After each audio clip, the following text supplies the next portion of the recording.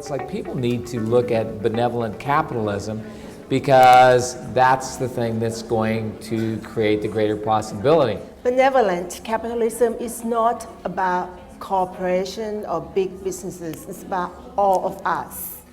We're trying to see as a different business possibility, a way to create something that was more about not destroying the earth, but creating a greater possibility on earth. And Steve said to me, yes, but what does capitalism mean? I said, making money. And he goes, that's not what most people think it is. Capitalism is a dirty word.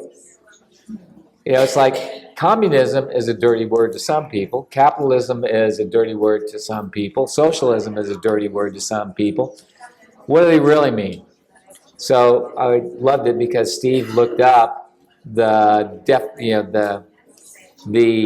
original meaning of what capitalism meant. And when we looked at the words benevolent and capitalism together, you just don't find those two words together. But the energy of what Gary came up with said it is benevolent capitalism. Benevolent is two words, bene and volent. Okay, bene means to wish well. Volent means for everyone, which is where the word volunteer came from, and a whole lot of other words in our languages.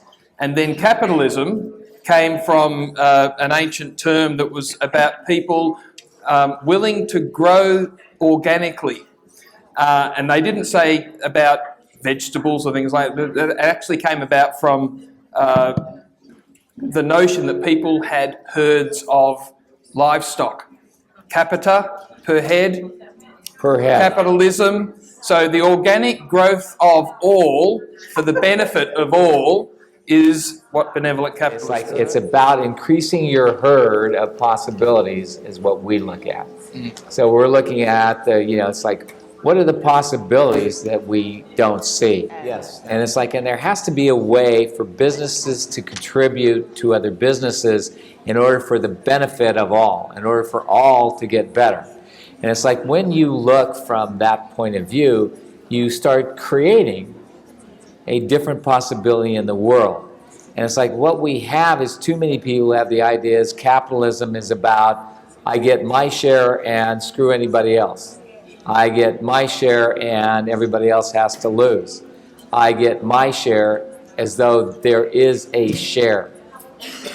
What if we looked at it from the possibilities that exist in the world that could create something greater? A bigger picture of what is possible. You know, it's like an example of it that Chutisa came up with was Whole Foods is interested in a different point of view, aren't they? Well, they totally create their business from wishing well for all. Yes.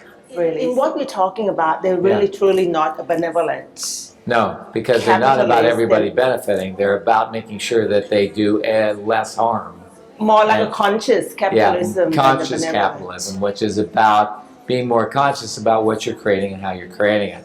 So what we're looking at is a possibility that if it existed in the world could create something greater. Now, people have asked me, okay, so how do you do that? I said, well, as an example, I have the Antique Guild in Brisbane, Australia.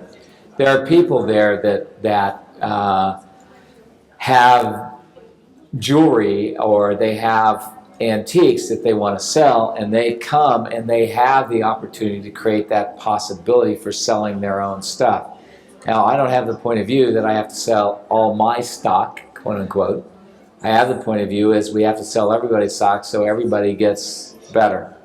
And it's like the whole idea of benevolent capital to me is how do we make the world a better place, not how do we get more for just me.